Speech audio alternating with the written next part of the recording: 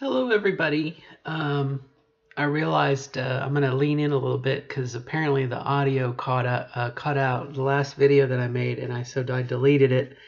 So there was a video posted up for a couple minutes. So I'm going to go really quick so I can listen back and make sure that the audio is staying up. And I do apologize. I'm going to lean in a little more, so you're going to see my ugly mug.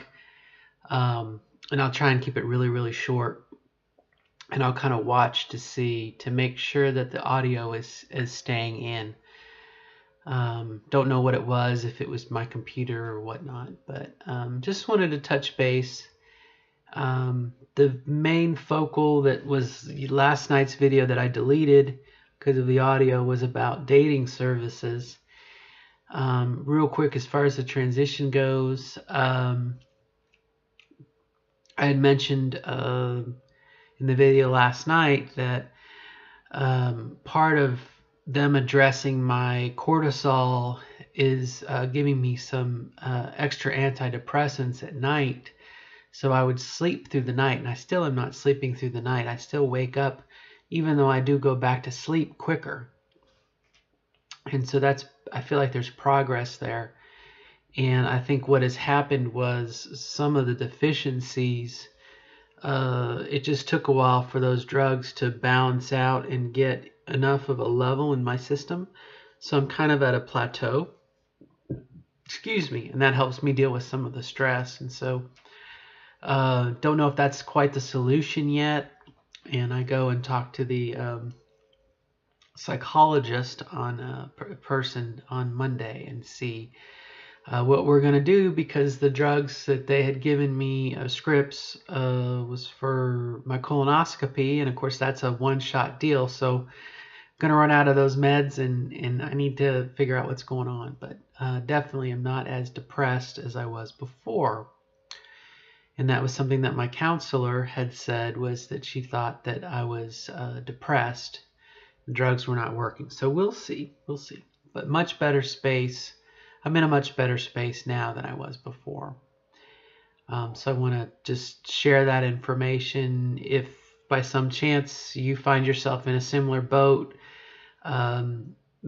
post-surgery, I had an issue with cortisol and a little bit of stress with my job and everything. So, we're still trying to figure out what's going on. But that's that. The main focus is going to be my experiences so far with eHarmony and OkCupid.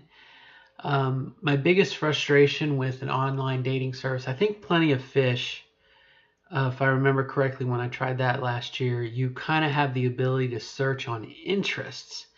And that is the thing that I find lacking in OkCupid and eHarmony.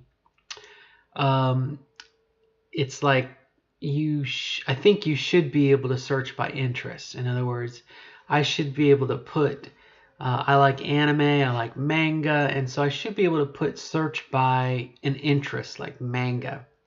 The closest thing you can get is reading. And eHarmony, back in the day, talked about, the commercials with, and I think his name was Dr. Neil Clark Warren.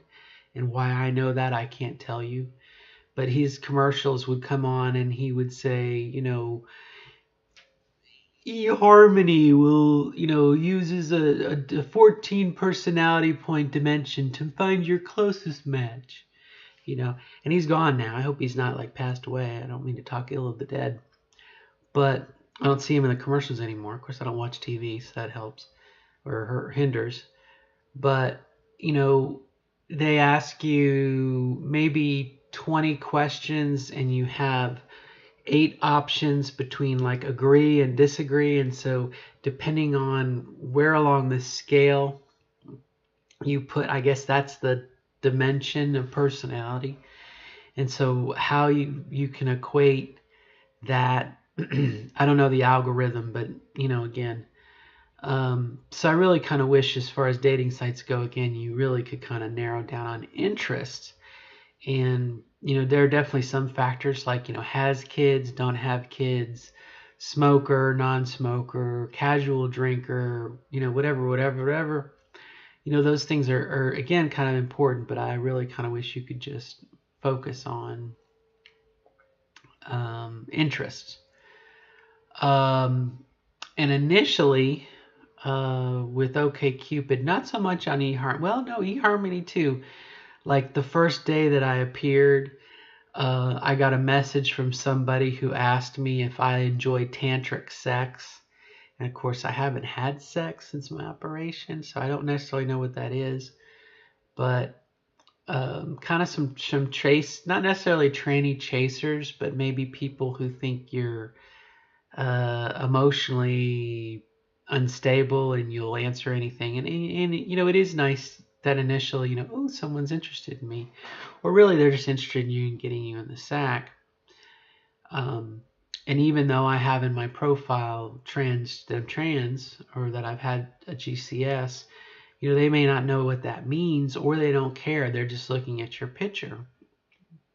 And that's something else that's, you know, I guess that was the whole premise behind the show, The Dating Game, is you know, the woman couldn't see the three bachelors. You know, she couldn't go on visual appearance. It was, you know, let me ask you a question. And so again, I'm not sure that electronic dating is all that it's supposed to be, but it definitely gets you out there amongst a group of people. And I've not had, like I said, I've had one interest in me on eHarmony, and that was for sex. And then on OkCupid, I think I've had 2 or 3 that were, again, kind of like, you know, hey, beautiful, you know. And again, did they read all my profile?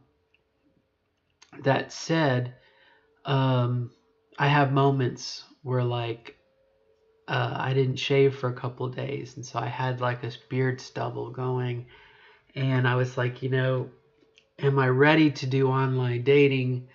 You know, again with this beard stubble or my arms, I'm very conscientious of the size of my hands. My arms have, you know, hair. You know, even though I do shave it every so often, it's just one of those things. Very self-conscientious. You know, what is the impression that I'm going to make? And as near as I can tell, it's just it's a roll of the dice. It's whoever looks at you and what mood you're in, and what do they think about you, and you know, can we really tell from a picture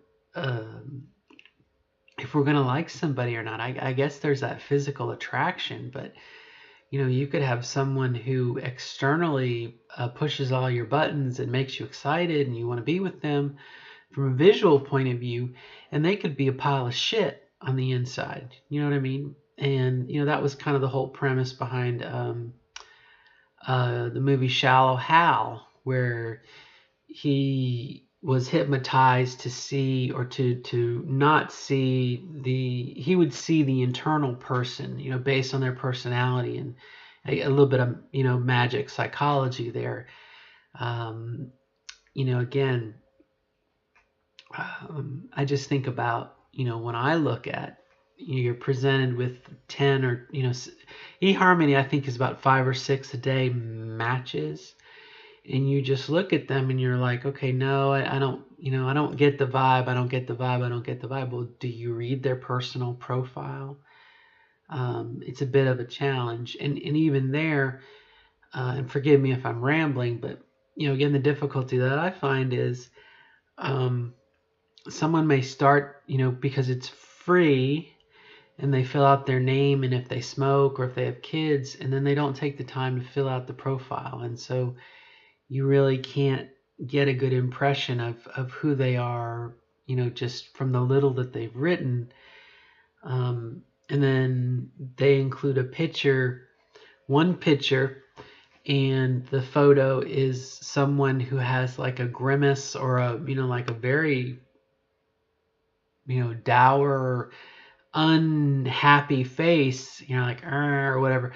And you're like, you know, am I really going to look at this person? And I've tried to get beyond that, but you know, again, that first impression of that picture, it sticks with you, and you're like, And then I switch that around and I say, well, does someone look at me, and what do they see when they look at my profile? You know, and obviously get a couple lines into it and it says I'm a post-op, and if that's a turnoff, I wish you. I always say I wish you the best of luck in finding a friend or whatever. I hope that that's not a turnoff for you or whatnot. But again, I've not had any interest beyond that, and that makes me very, very sad to think. And maybe it's the kind of thing where it just takes time. You can't expect to find your soulmate, in a day or two. And I've only been doing eHarmony for about a week, maybe 2 weeks, and then OkCupid for about a month. So I don't know if you have any practical experience. Put a comment. It took 5 months or 7 months for me to go on a date, and then I'd be curious how that goes. Again, what do you talk about? And it's a little different. It's a little different. It's a little different to be pursued as opposed to the pursuer. I know that when I did online dating 10, 15 years ago, and this obviously is before I transitioned, I was the pursuer. I was the chaser. I was, asking questions, and I still kind of am asking questions, but, now I'm the pursuee, and no one lining up at my door to find out who I am, what I am, and that kind of spoils your confidence somewhat. So that's really about it. Like I said, stress, job panning out. We're seeing what's going on, but I definitely feel like there's more of a calm level, and that's because I think of the medication, and maybe I'm accepting some things about my job. I don't know. But again, the main focus is dating and my experience with eHarmony and OkCupid. Quick funny note, my daughter and I were talking, and I said something to the effect of, based off what I've seen so far, I don't have much confidence that I'll ever find anybody and I said, I think I'll be alone for the rest of my life that way. And my daughter said to me, well, don't worry, that's what cats are for. It's kind of funny in a way, but not so funny in others. Tonight, as I was coming home from played Dungeons and Dragons, I just thought about logging on here to the computer and how many other people are lonely. This time period at night after things are done and we're trying to relax and we're trying to build a relationship. It's like time where we're interested in looking out for other people, and then I don't know, my friends, that's the next challenge for me. That's the next obstacle. And again, I have the beard, focusing on electrolysis and everything else. So I don't know. But today was kind of a big day. I shaved this morning and I wore makeup and I did my eyes. I don't normally wear mascara, for example, and I did a lot of mascara today and going for a look, again, and I'm gonna say this, I don't feel feminine, I don't feel girly, and one person very, says, your expectation is too high. All women feel that way. You're just feeling a normal woman. And I guess that makes me feel good because I'm feeling what normal women feel. But again, I look at myself on my profile and, I wonder what other people see when they look. And my profile is full of things I'm interested in. It's almost a bit of an ego boost, an ego stroking, what are you like and whatnot, and lots of information. And then you see someone who does just the bare minimum. And here's the other thing about both eHarmony and Plenty of Fish. You can get a compatibility rating based on the questions. and it'll say, 100% compatibility or 98% compatibility, 96% compatibility. Well, they've answered 5 questions, and you've answered 200 and something, or I think OkCupid has, I think I've answered, I'm going to say 700 questions. I'm not sure there's that many, but you've answered this huge battery of questions, and someone else comes along and they've answered 5, and it just so happens you've answered those questions, and it says, you're compatible, you're a match, and then you go and you look and you're like, well, they like pizza and I like pizza, so does that mean we're a perfect match? They like dogs, I like dogs, so just, I'm not going to say know what you're getting into, but that's my experience so far. And obviously, I think it is a numbers game. The more you're out there, and you the more people have an opportunity to see your thing. There might be someone out there who is a match for me, male or female. I'm just looking at men right now because that's kind of what I want to experience. But who's to say I don't end up with a woman, in a relationship? And that's something I've noticed more than once. 2 trans women kind of hook up, and that may be where I'm headed. I don't know. Won't know till I try, till I get there. But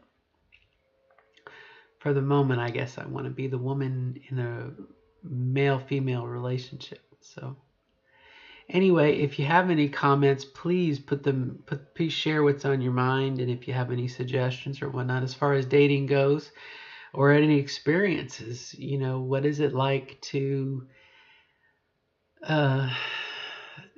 have that conversation, and what do you say, and how did it work for you, and what worked best for you? And my counselor said something to the effect of, when we introduce ourselves in a casual situation like at work, or we go to the bank and we talk to the teller, or we're at the cashier at the grocery store and we're talking, communicating in fun banter, light conversation, we don't sit there and go, hi, my name's so and so, I'm transgender. They say, do you have any coupons? And you say, yes or no, I don't. And they say, how are you doing? And you go, I'm good. How are you? And they go, I'm good. We don't, there's some things that we reserve for a deeper conversation. And again, I'm not sure how that will go. And when someone does write me back, and I've obviously only had the sex people, it's like you want to say, you realize I'm transgender, but again, we don't introduce ourselves that way. But I feel like it's important to get that out there, so that I don't want to go to a first date, or if I'm so lucky, a second date, and I say, you realize I'm trans or whatnot, and they're like, oh, it's the deal's off. I didn't know that. How dare you? Or you have these fear things where people kill. You read about this woman was killed and murdered by a jealous, or a guy, or again, and maybe that's just par for the course for dating. I don't know. So, all right. Well, I've rambled long enough. Hopefully the audio kept up with me, and I wish you the best of luck. And things are kind of looking up for me, and I hope for you too. So, on that note, good luck, and we'll see you again. Hopefully the audio kept up.